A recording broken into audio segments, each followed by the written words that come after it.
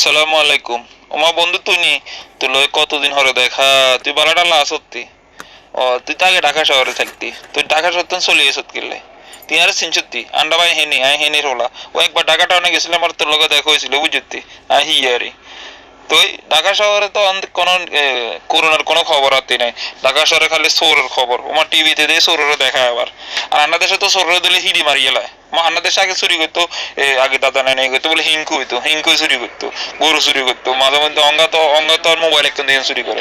আর তোর ঢাকা শহরে বলে কোটি কোটি দিয়ে চুরি করি গেলাম। আচ্ছা তোকে ঢাকা শহরে এত বড় বড় বিল্ডিং আছে, লোহার দরজা আছে, আবার তো এত বড় বড় বিল্ডিং চুরি করে তো হিংকু হইতে পারে না। আবার ঢাকাটা অনেক কি পুলিশ আছে, আবার কি বিজিবি আছে, আমার আরেক গুণ বাহিনী আছে না, এগুলো দেখলে বলে সবাই কিনা করে দিয়ে, এগুলোর নাম কিনা র্যাব র্যাব র্যাব আছে বলে। আবার ঢাকাটা সামনে আমার শেখ হাসিনাও থাকে, আমাকে প্রধানমন্ত্রী, তারপরে ঢাকাটা চুরি করে কেন? আর কুদুর কবি নির বন্ধু। ওয়ালাইকুম আসসালাম। আরে বন্ধু, ঢাকাটা অনেক করোনা ছিল, এই জন্য বাড়ি চলে এসেছি। এখন আর করোনা নাই, যাক এখন শুধু চোরের খবর।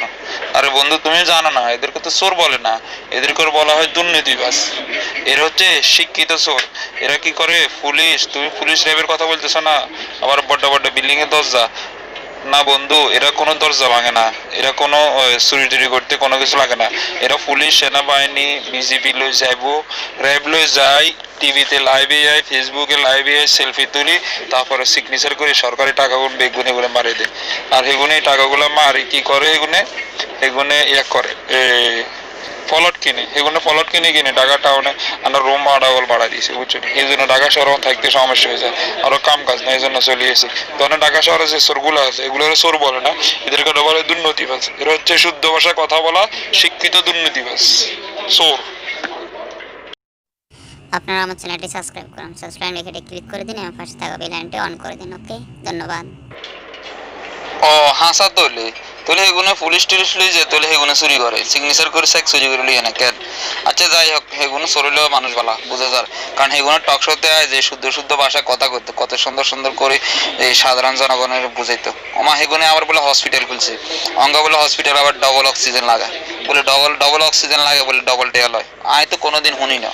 ঢাকা শহরে নাকি সারা বাংলাদেশ গেতে ইচ্ছে যদি ডবল অক্সিজেন শুরু করে দেয়, ইচ্ছে কি তুই তো করছর কনা দুর্নীতিবাজ কো, ইচ্ছে দুর্নীতিবাজরা যদি সারা বাংলাদেশ চড়ে যায়, তুই তো আমরা মধ্যবিত্ত আর গরিব ঘুরে না খাই মারতে বুঝলাম না। এত টাকা এগুলো ব্যাংকে রাখে কি, আবার গরিবতেও রাখে, আয় কিছু বুঝি না।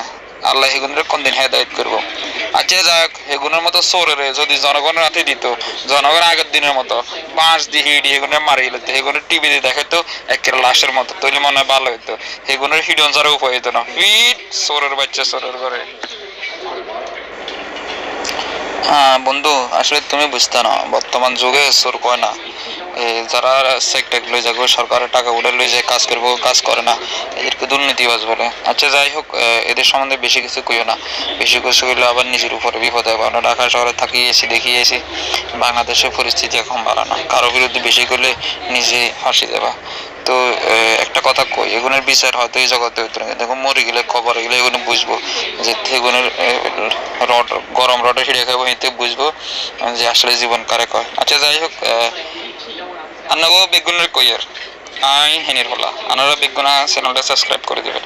আর আপনার কাছে যদি ভালো লাগে তো অবশ্যই চ্যানেলটা সাবস্ক্রাইব করবেন, আর পাশের বেল আইকনটা অফ করে দেবেন যাতে পরবর্তী ভিডিও আপনারা পাই যান। আরেকটা কথা বলি, অবশ্যই আপনার কাছে যদি ভালো লাগে থাকে তাহলে অবশ্যই আপনারা কমেন্ট বক্সে জানিয়ে দেবেন ভালো লাগছে, তাহলে আপনার আরো নতুন নতুন ভিডিও বানাম।